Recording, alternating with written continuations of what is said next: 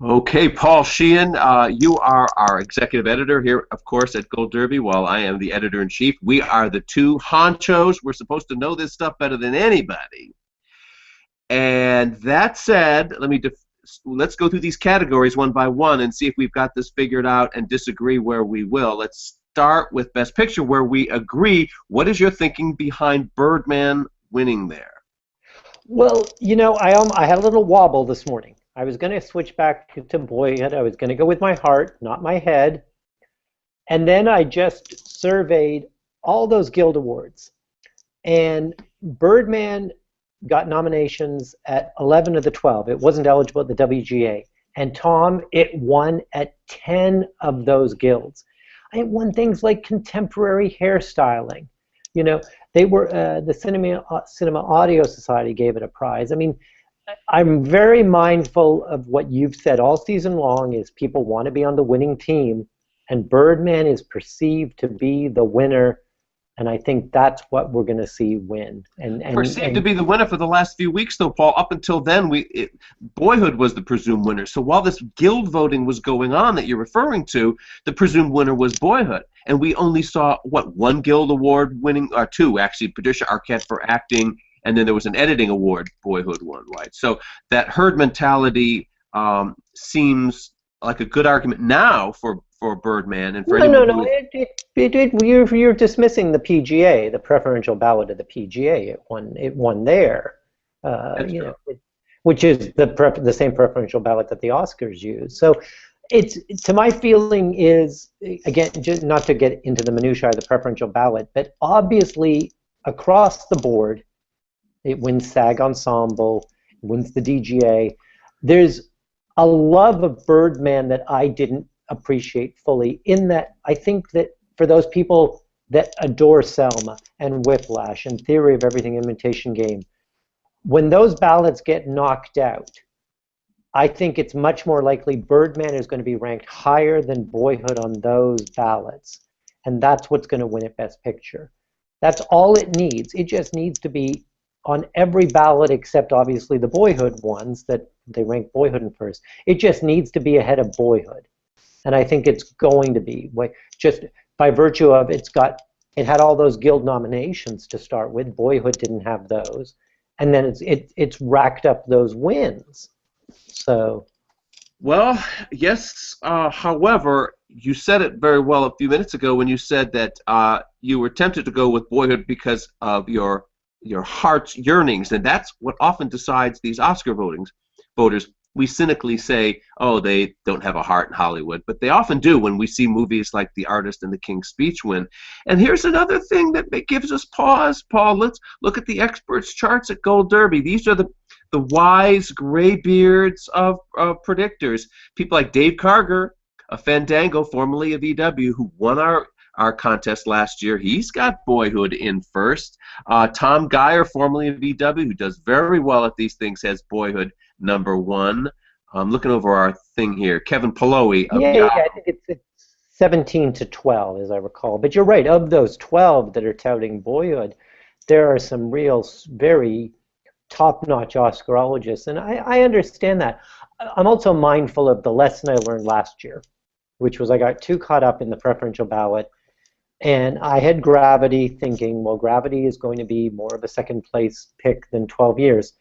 But Tom, we've heard from a lot of Oscar voters that have yet to watch 12 Years a Slave a year on. So I don't know if they're watching these movies. So when, yes, it appeals to the heart, but I don't know if they're necessarily sitting down for 2 hours and 45 minutes and sitting through Boyhood. So... Well, Ann Thompson, Peter Travers, people who've won our prediction contest in the past believe they are. So currently we have 29 Oscarologists predicting Best Picture. 17 say Birdman. 12 say Boyhood. Just 3 days ago it was 13-13, and now we're seeing a little bit of a divide. All season, of course, it's been Boyhood, Boyhood, Boyhood. So that's how close this race is. I agree with everything you say, Paul, and I'm also buying the argument for Birdman, but I see a lot of admiration for the movie. I don't know how much love we see for the movie. That's the distinction I'm making here. So I see what's probably behind the predictions of Dave and Ann and Peter. Yeah, and I think right. I mean, I was of the mind that who wouldn't everyone's been a child, even if you haven't been a parent, and you can identify with Boyhood in a way that I'm not sure you can identify with Birdman, except that Birdman's about the creative process. It's not about movie making, it's about theater, but that they're all creative types or would be creative types in the academy. Even the PR people and the executives. I mean, they all fancy themselves as filmmakers. So I think it resonates with them in a way that I think people like us that are on the outside looking in may not quite. It doesn't. We may not get that. Looking over at the Directors Award, we often see agreement there, of course, between Best Director and Best Picture. Historically, the last 2 years we saw them split. 2 years ago, it had to split if you thought that Argo was going to win Best Picture, because Affleck, of course, was not nominated but had won DGA. And normally that winner there repeats here. Inarritu won DGA, so that's the logical prediction here. But not everyone agrees with that, of course, and among them is Steve Pond, who says, or no, wait a minute, among them is Ann Thompson is sticking with, no, this is where it all gets goofy here now. Yeah, it does. Yeah, this is where the split comes. Peter Travers and Ann are saying Inarritu wins director, but Boyhood wins picture. So they're playing the odds for. Okay. So but Steve Pond, as I look here now, is sticking with Linkletter for director, even though he's picking Birdman for best. And Steve, quite frankly, from over at the Wrap, was one of the people. He's written so extensively about the preferential ballot. He gets it. And so he was one of the people. I did follow him off the Gravity Cliff last year. But when I saw that he was with Birdman, I felt better about my prediction. But now that you're telling me Linkletter for director, I mean, I've got Inarritu thinking the DGA winning. There's only about seven times that the DGA has not repeated at the Oscars out of 12 million years. Right. Those are pretty good odds, considering that in some cases they weren't nominated, as in the case of the Driving Miss Daisy guy. So, or Ben Affleck, of course. So, which, by the way, just for everyone out there watching about the Oscars, the fact that it's the Driving Miss Daisy guy. Let's just all remember. And I disagree that if the Driving Miss Daisy guy wasn't nominated at DGA, he was. That was the big. No. My point just being, we get obsessed about all this, but Bruce Beresford, by the way, the director. But I constantly have to go back and look. What did win this last year or 2 years ago? And I oftentimes get it in my head something won that didn't, and I'll publish it, and then our users will just pile on me, telling me yet again I've been into the cooking sherry. I know. We're getting a little older. We've been doing this a long time, so all these numbers. We need to be like Tariq Khan, who can just recite automatically. You could go, Tariq, 1974, Best Supporting Actor. He'll just instantly, without taking a breath, tick off the nominees and who won. It's just scary. Oh, Tom, I used to be able to do that. You could ask him sound mixing from 1974 and he'll do it. Right. And I used to be able to do that. Yeah. Well, but you used to be able to do it, Tom, when there were only those 6 or 8 categories at the beginning. That's right. That's right. Tom can tell you who won the Oscar for title writing back in 1929. Because I was there at the time, right? Yeah. But I feel like I'm saying Inarritu because I do think of the DGA, but you do think about, is that the place they give Linkletter the reward for his 12 years of dedication to the project? Giving him the direct. It is. Both films are great directorial achievements. If I was wrong in that instance, I wouldn't be too chagrined that Linkletter won. I'd be quite silently happy. No, there's a great logic to it, and I'm looking now at Karger. He's got Linkletter winning there. But what we're seeing among some very smart Oscar prophets here is that they believe that there's going to be a split, and that is one way to cover your bets, of course.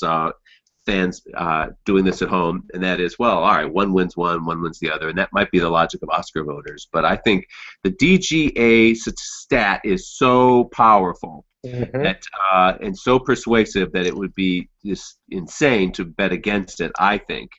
But yet, when we look at the PGA, you say, well, that has correctly predicted Best Picture for the past 7 years, and they picked Birdman this year, so what the heck, go with it. But then you say, well, look over at BAFTA, which has correctly predicted Best Picture for the past 6 years.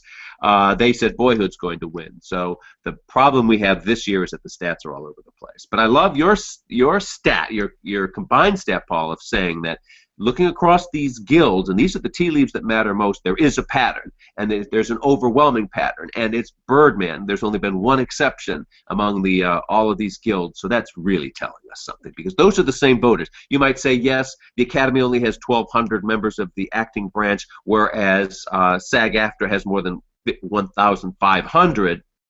I mean, 150,000. Proportionately, the measures are enough statistically to match up. Right, and of course, you know, we're stats mad here, and so it's interesting, the guild that it didn't win at, the editors, it lost comedy musical editing to Grand Budapest. It's not nominated at the Oscars. And we always trot out, well, you know, the last Best Picture winner to win without even an editing nomination was Ordinary People back in 1980, and so therefore Birdman's in trouble. I think that in the old days, maybe with 5 nominees, that would have a little more legs to it. I think now with the preferential ballot and the expanded Best Picture field, that's one stat that I think will fall by the wayside in the years to come, the editing nomination.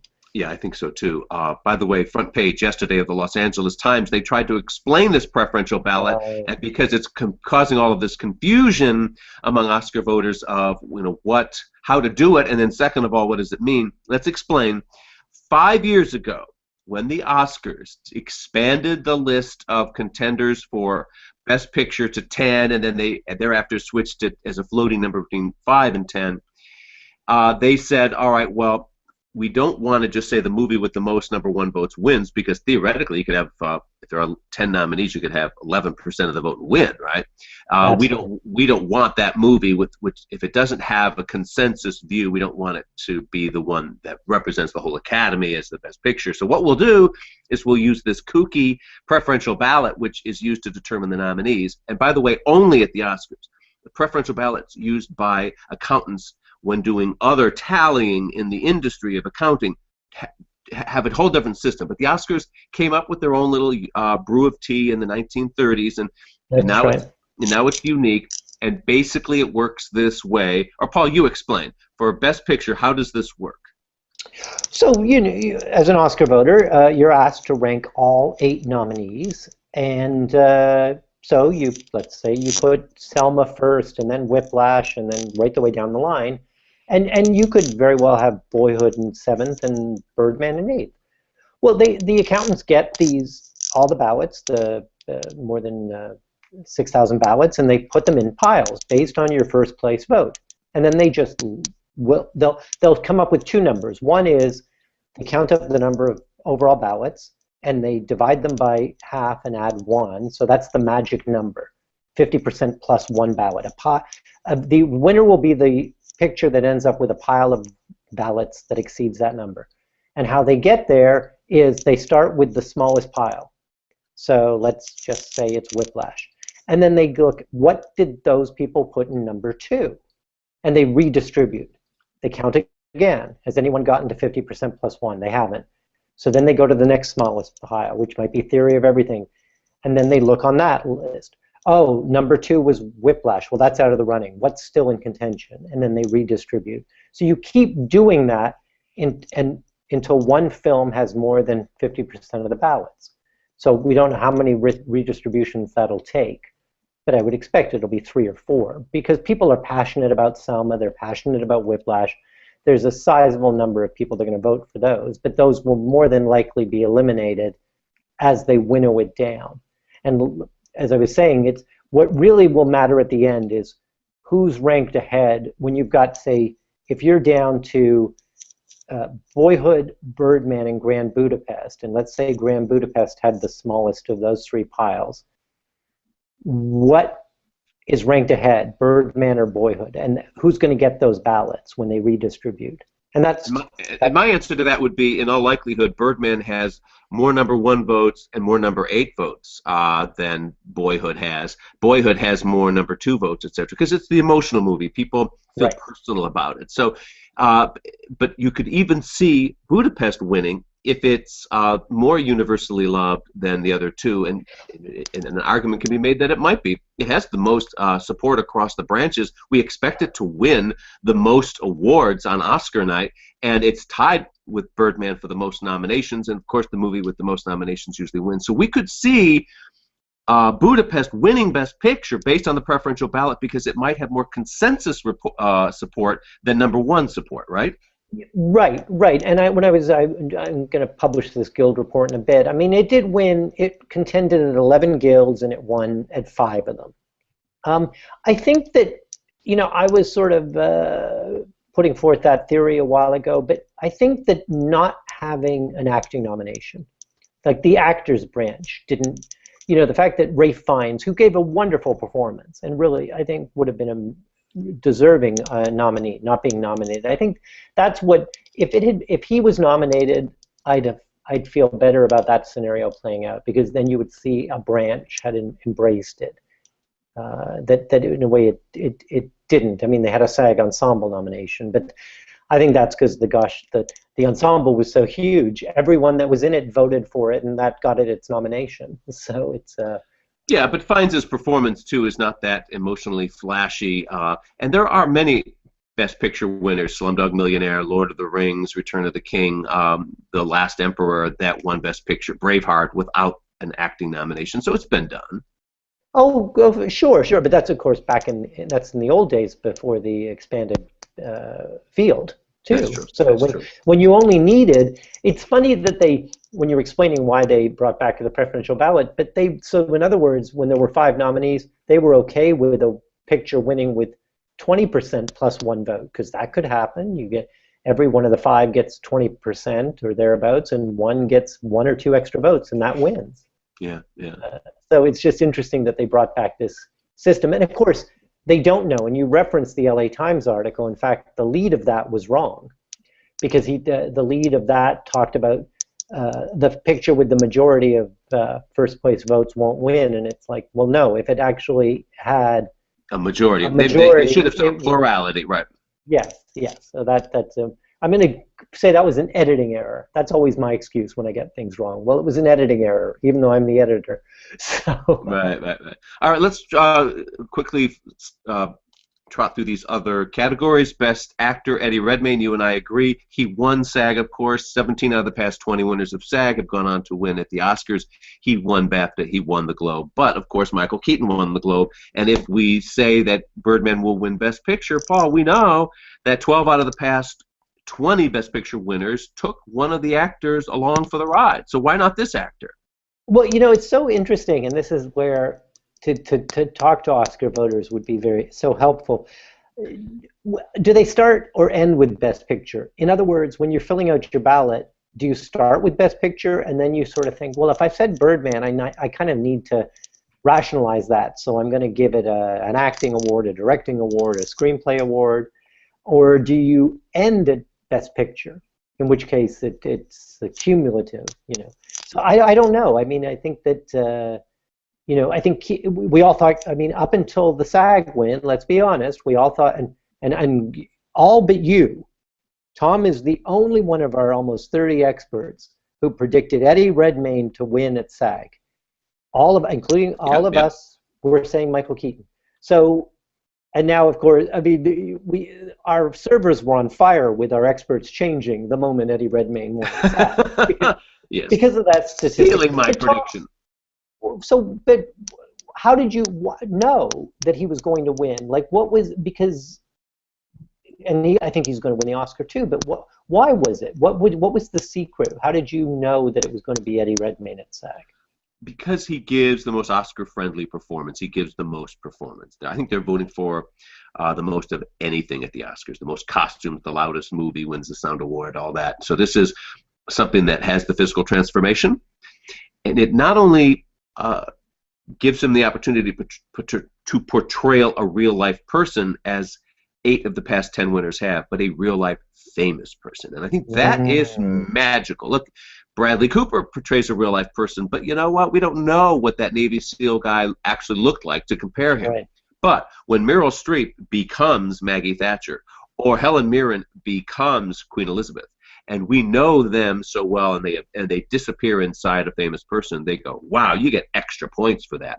If you're a famous person yourself. The question is Eddie? Because it certainly didn't help David Oyelowo this year, because he disappeared beautifully inside Martin Luther King and he wasn't even nominated.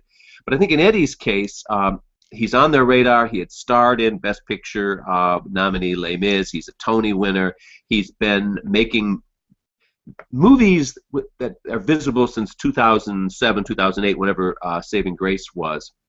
So I think that's he's what's interesting. Yeah, so I think he's on their radar in a way that Oyelowo isn't. But I think all of that combines, they go for the most. Yeah, and it's interesting because Saving Grace with Julianne Moore, who I think everyone's agreed is going to win Best Actress. And what's interesting is, in a way, Eddie's the ingenue this year. Usually it's Best Actress that looks like a beauty pageant lineup, and instead they're going to go with somebody on the other side of 50 with Julianne Moore. So you've got Eddie, the young Eddie, even though he's in his 30s, versus Michael Keaton, this veteran actor.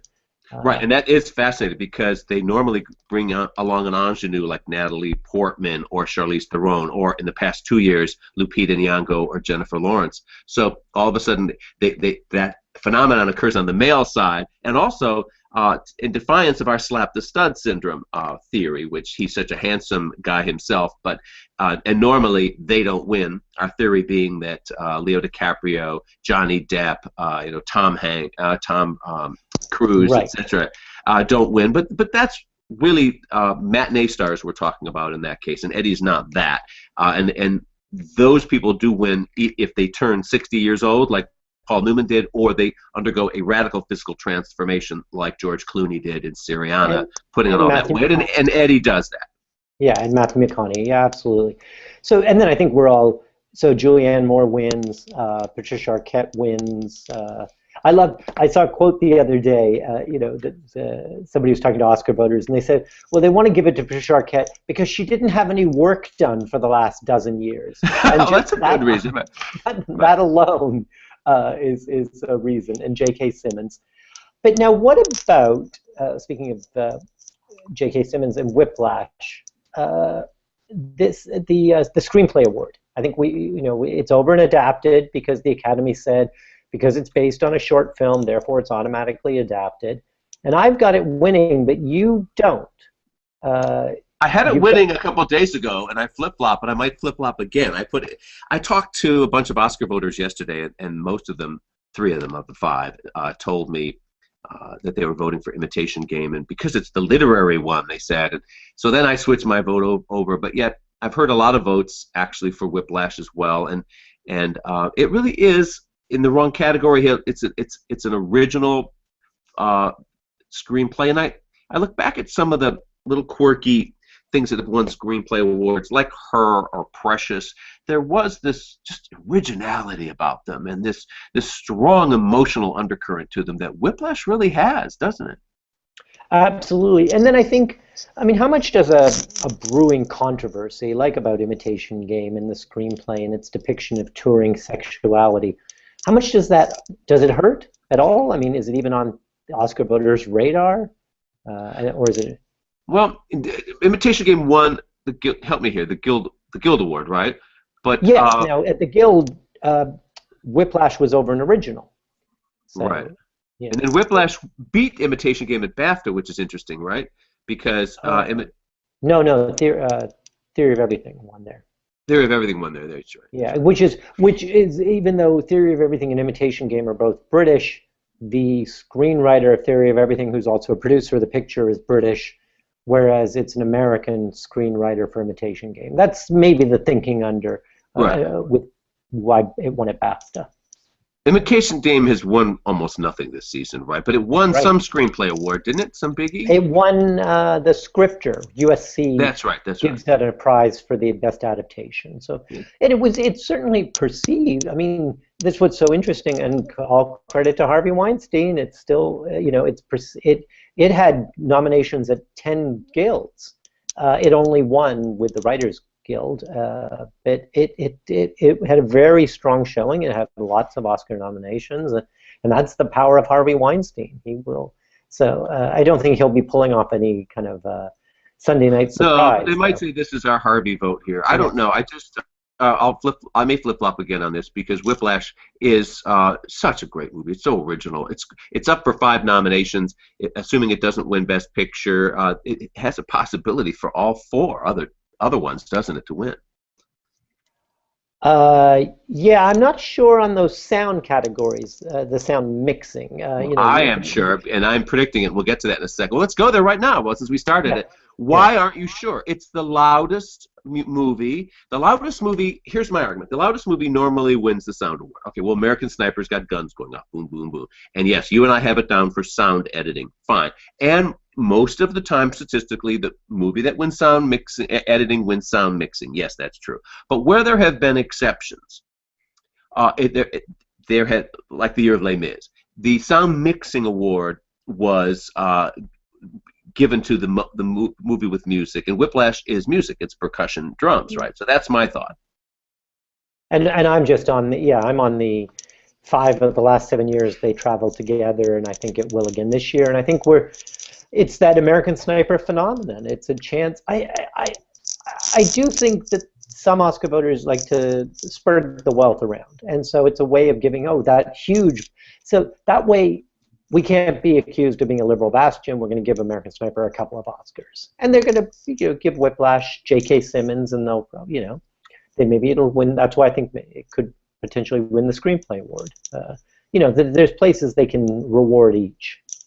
But this is where you're so wrong, Paul, because the loudest movie wins. Whiplash, bang, bang, bang, bang, bang, and it's not nominated for sound editing, so they can't give it over there. They'll go with the bang, bang, bang, bang guns going off, right? Except the bang, bang gun. Right, but I want to remind people of my record versus yours. The loudest pundit doesn't always win. Whoa! That's right. You have been doing pretty well lately, but Tom beat me at the Grammys. He ruined my chance of an EGOT. There you go. But I'm taking you down at the Oscars this year. It's true. It's cutthroat. It's cutthroat. It is. So. What about, here's one, when I was going through the guilds, visual effects. Yes. And Dawn of the Planet of the Apes did very well at the Visual Effects Society. That's got a reasonable record of predicting. Yet Interstellar is ahead. And are we underestimating Dawn of the Planet of the Apes? Or maybe Interstellar? So, but our pal Chris Beecham, one of our editors, ran the numbers the other day. Looking back historically, he said no superhero movie or Planet of the Apes movie has ever won this category. And matter of fact, no Planet of the Apes movie has ever won any Oscar. And lots of nominations, though, in these tech categories. So the only place you can go here is Interstellar, because you have 3 superhero movies and an Apes movie, and that's the logic. So makes sense to me. Okay. And then another, I want to give you, just as we're going through a couple, these are the sort of how to win our prediction contest. And people out there, you've got until about an hour before the Oscars starts to make your predictions. You can win $1,000 plus bragging rights, plus the top place in our top 24 next year and be showcased on the site. And some of these make or break categories. And I give again credit to Tom. Boy, this is turning, I'm being far too nice to Tom. But best score. I remember Tom saying it's going to be Theory of Everything at the Golden Globes, and sure enough it was, and now that's the front runner here. But I do want to ask you about your editing prediction. So you're going against the grain. The overwhelming favorite is Boyhood, but you're predicting something else. Well, I don't see the argument for Boyhood. I know that you're saying, oh, well, the movie that wins Best Picture normally wins the editing award. That's true, and of course, you and I are saying Birdman, it's not nominated here, and so the argument goes, well, then the next strongest Best Picture contender would win here, and the argument I presume that you have behind your prediction is that because it's patched together from 12 years and the seamless cuts make it look like a single movie. Paul, have you learned nothing about the Oscar voters, especially in this category, where things like Born Identity win, and Captain Phillips wins, and what was that Rooney Mara movie? The most heavily Yeah. Dragon Tattoo. The most obviously over-chopped, zigzagging camera movie wins. That's Whiplash. But then it didn't win at the Guild. Boyhood won with the Guild, with the So editors themselves. you Well, I stick don't with know. Boyhood, Paul. I really want you to stick with Boyhood. Don't let me talk you out of that. That's all yours, okay? I have Okay. no doubt that Whiplash wins here. Okay. And didn't It's and the didn't this odds win for BAFTA, by the way? Editing? yes. Okay. Whiplash? And, Yeah, okay. All right. yeah. You stick with That's okay. Boyhood. You do it. Boyhood That's won Best Picture at BAFTA, and they didn't give it this award. And there's normally a link, so it's all yours. and that to be we're giving a shout out to Chris Beecham, and he's the one that just Tom and I do well, but gosh, go to our editors. Look to see who our editors are predicting because they do it better than either of us most of the time. And Chris was the one that said when he can't decide, he looks to see what won BAFTA, and that did him well. He tied Dave Carter last year at 92%, Chris. No, he So did. And by the way, speaking of this, we have four different groups predicting at Gold Derby. We have the experts, we have the editors, we have the top 24 users who did best last year, and they advanced forward into a team to compete against us this year. And then we have all users combined. They generate their own racetrack odds. And then for our official Gold Derby odds, we combine all four groups into the official rundown. Last year, the users, top 24 users, and the editors all beat the experts, and the editors did best of all. And what are they saying this year? Well, watch out, because the top 24 users and the editors say Boyhood is going to win Best Picture, whereas we so-called experts disagree. Now, Paul and I, of course, are part of both groups. We're in the charts for both editors and experts, but even with us over there weighing yeah, that's right. That's right. the vote for Birdman, that our other editors at this site feel very differently. And then just as we're just finishing up here, so foreign language film. So you're not going with the overwhelming frontrunner yet again, Ida.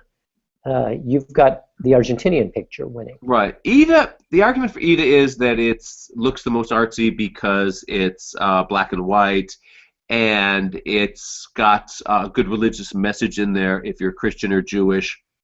And it's won New York Film Critics and a lot of other, I think it just won BAFTA too, didn't it, for foreign film. So it's got a lot of good things going for it. But it is such a snooze fest. I'm sorry. They really watched that movie. And maybe they didn't. The Academy mails out these screeners, and they no longer have to watch these things in That's the right. in the That's right. screening room. And I think Wild Tales is such a good movie. I know you aren't as crazy or wild about it as I am and many other people, but boy, it's just, I see there's no contest about what the really good movie here is. Problem is with Wild Tales, it's too, Twilight Zone-y. It's an episodic movie, and it's thriller, kind of almost even horror based, right? Yeah, and that's something to be mindful of. In the last couple of years, every Oscar voter can now vote in every category. Until just a couple of years ago, to vote in foreign language film, you had to go to a screening, sign in, watch all the movies at a public screening.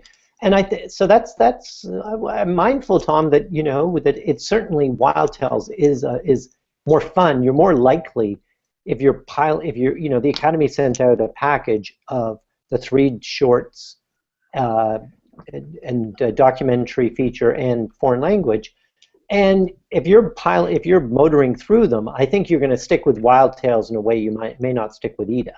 So but if you don't watch them, and I believe many of them don't, then I think you vote for Ida, because what you've got there is just the visual of it, the black and white and artistic pretension of it, and the cachet of the critics embracing it bodes well for it. Yeah. And then we've been writing about these 3 shorts at the yeah, what do you think? I've seen them all. So I normally have not. I normally just steal the predictions of our smartest pundits, but I actually did my homework this year, and I don't see any question that what wins. Crisis Hotline for documentary short, the veterans thing. Come on, that's the suicide hotline of the Afghan and Iraqi refugee. How could anything lose that? Live action short, they're all going, Boogaloo wins. No, that did win BAFTA, and it is a charming little story of 2 little boys and their pet chicken, with their Daddy and Mommy in Belfast and all of that. It does have a nice heart to it, but the phone call with Sally Hawkins and Jim Broadbent and the old people dying and oh, come Oh, on. absolutely. Yeah, yeah, I agree. The one that, I mean, we all got tripped up. Well, I shouldn't say all, because some of the people on the site, our users, people that won our contest, uh, didn't do it, get predicted, but get a horse. We all thought the Disney film, that kind of mix of retro and 3D, was going to win, and then it didn't. So we're all saying Feast, another Disney picture, but that one could be a Yeah, surprise. but Get a Horse was kind of goofy and all of that, and Feast has an enormous heart to it. That's great. And has a surprise ending. You know, it's the story of this little cute, adorable doggy whose master is constantly feeding him, junk food, and all of a sudden the junk food stops, and when the guy gets a health, obsessed girlfriend, and the dog is all upset, and then at the end, all of a sudden, the dog brings the boy and girl back together, and then at the end, all of a sudden, he's rewarded with a meatball dropping down in front of him, and he looks up, and there's a baby that the couple have had, and now he's off with all this great junk food. It's just hilarious, and it's so well done. Now, that said, some wise minds like Tariq Khan and others are saying the Dam Keeper's going to win, and sometimes you see these very stylistically kind of eerily drawn animated shorts win. We saw that in the last few years, and the Dam Keeper is in that tradition, but I just don't think it has the heart here. Or the bigger picture, the animation is very, very avant-garde and clever and imaginative, but the story's kind of ho-hum. Just two brothers, fussing over putting mommy in a rest home. A Single Life, which is ranked in last place by the experts, actually is the most inventive, very short, very clever, and Jack Matthews, who sized up these races for us, editorially at Gold Derby, puts that #1 in terms of quality. I would vote for that, but bottom line, Feast is just such a crowd pleaser. Yeah, well, I mean, it'll be fun. Now, of course, we're not going to have you in those. We will be back here on the homepage on Sunday evening leading up to the Oscars, and Chris Beecham will be moderating, and we'll give everyone will have a chance to do their final predictions, but we're not going to have you on board then, Tom, are we? No, I'll be back on the red carpet over at the Oscars, where I've been missing the past few years. In the old days, of course, I used to be up on that bridge with Melissa Rivers while Joan was on the carpet below, and I did all those E-shows. And, they dated back to the old Dorothy Chandler Pavilion. I remember the year of Titanic, Melissa and I were there. But now I'm back up in the bridge, and I'll be appearing with Brooke Anderson and Nancy O'Dell and Kevin Frazier on the E.T. Red Carpet Show live on the Pop Channel, which is the old TV Guide channel, so tune in there. Yeah, well, we all will. That's always I rediscovered you, having read your books on the Emmys and movie awards, and then saw you, and I'm so looking forward to having that on in the background while in the foreground we're all talking, and so everyone tune in, because this is where we'll be talking about Tom in an unvarnished way. And by the way, let's finish the rest of this story, Paul, and that is, you knew me from the E-shows and then my books, but then you would come to Gold Derby, and you and I met in the message boards, and that basically is the story of all the editors at Gold Derby, from Chris Beecham and Marcus Dixon and Daniel, and it's everybody's story. They were plucked out of the forums because of their genius commentary, and promoted to, given they started writing and became an editor. But in your case, you weren't plucked out for your genius commentary. You were plucked out for your bitchy commentary. Yeah, I was. Yes. I had a couple of screen names. My screen names were Joseph Farnham, who was the man that won the Oscar for title writing, and actually was the first Oscar winner to ever die. He died less than a year later. I guess as title writing became obsolete, so did he.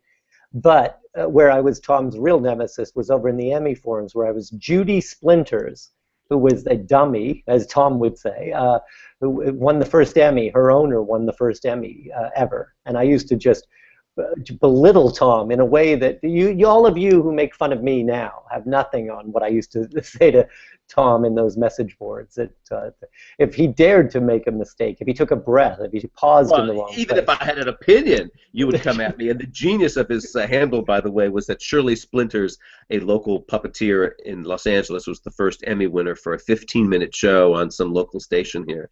And Paul hid behind the name of her puppet, Judy Splinters, as a screen name, and we would battle hilariously like two grand divas going at it, like Linda Evans and Joan Collins on the old Dynasty, let's say. And it was a lot of fun and great theater. And then long after that, I was actually looking for an editor to run the site, and Paul had quite an accomplished editorial background and applied for the job when I posted it, and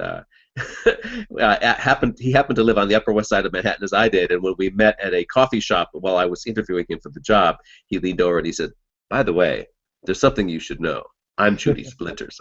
And I went, "You've got the job! You've got the." He really knows his awards. Right? Anybody who could know Judy Splinters, what the hell that was. Right. So for people that are watching this and post in our forums, one of you could be the next Gold Derby star. That's right. Yeah, so those forums are just hopping, and that's why, and with real insiders, as evidenced by a shout out a few years ago from Tina Fey at the Golden Globes. People and Matt Weiner from Mad Men. These people troll our message boards, reading your comments, wanting your insight into what they're doing right and wrong. So let us know, because I know. Well, unfortunately, even if one of us wins, it's only going to be with 92%. So we're going to be 8% wrong. We can't. I don't think either of us could ever.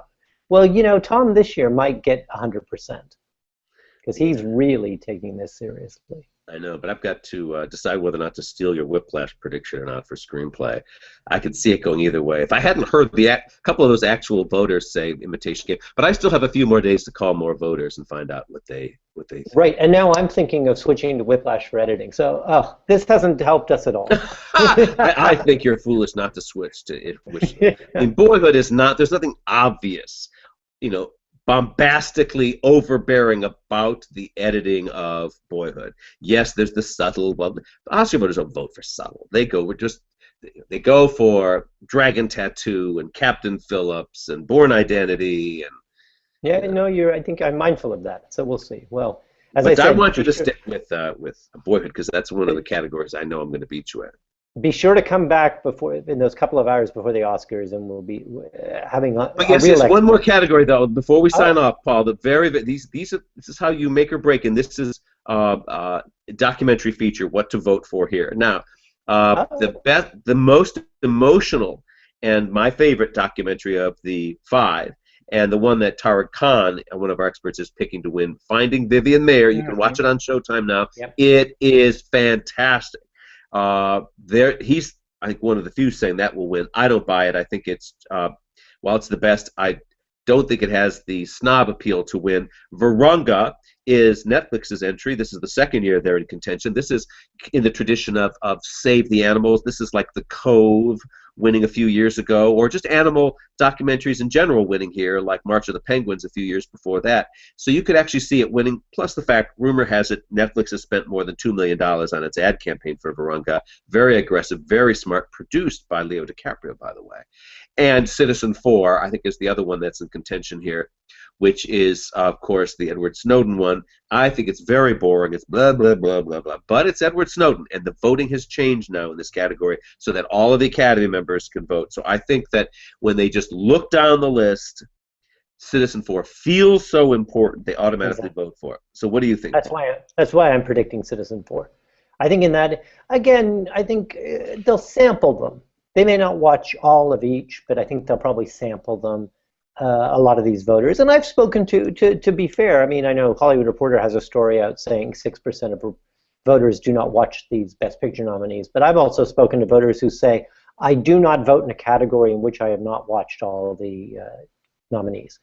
So, I think they'll sample them, but I think in the case of Citizen 4, exactly, it's good. It's the sense of being part of history, of looking important, and I think we saw that last year with 12 Years a Slave winning. the brilliant campaign of Fox Searchlight saying it's time, and Oscar voters feeling the need to be reflective of society as a whole. And I think this year, because of the criticism leveled against them for having an all-white acting roster, for Selma only getting 2 nominations, I think they're mindful of, again, the impact and the importance that the Oscars have. And so I think that they would want to show that they get it by giving it to Citizen4. Yeah, and I also think there's the Fahrenheit 9/11 Right. factor here, which was, as you say, being part of history and taking on the administration from liberal Hollywood. They feel that it's its job to scold the president when he's wrong, as I think most of us agree that Obama is just way off the charts with all this government surveillance. And in the same way that Michael Moore took that Oscar in hand when he won for Fahrenheit 9/11 and screamed, "Shame on you, Mr. Bush, shame on you," I think this is Hollywood's opportunity to say, "Shame on you, Mr. Obama, for all this government spying. Knock it off." And that is almost irresistible for these voters. Well, we'll see. I wish the one place I wish there was spying was in at the accountant's office, because boy, wouldn't you love to know what the totals are in all these races? That would be. Yeah, but I just have to act like I know for now, right, Paul? That's right. Exactly, Tom. You think that Michael Keaton and Julianne Moore and all those people are great actors? No, it's us that's fooling you into thinking we know. That's right. Yeah, and then when you can hear us talking among ourselves as these categories are shit, God damn it, I got that wrong. Let's say, oh, I should have. And the worst feeling is when you, let's say you stick with Boyhood and Whiplash wins editing, you go, I knew it all along. Why didn't I change? Or worse, you change to Whiplash and Boyhood wins because I had it and I changed. What an idiot I am. And that's true. The conundrum of it. It's true. It's and so and sometimes you stick with things, like Tom beat me at the Grammys because I stuck with my Barbra Streisand. For traditional pop, I knew Tony Bennett and Lady Gaga were going to win. But I just thought, if Barbara wins and I haven't predicted her, I'm going to feel so guilty. So in 2 years, we will be talking about Barbra Streisand and Gypsy at the Oscars. That's my prediction. And now, Paul's bad's not just forget the whole thing. Don't listen to when anything with Streisand, just discard it when it comes to Paul. Yeah. Okay, thank you. We'll see you at the Oscars. Don't pay any attention to what Paul and I say because we don't want to be responsible for you losing the prediction contest, but we insist that you participate because there are 1,000 reasons you should, and they are greenbacks. That's the prize we're giving away. Good luck to you all. Bye-bye.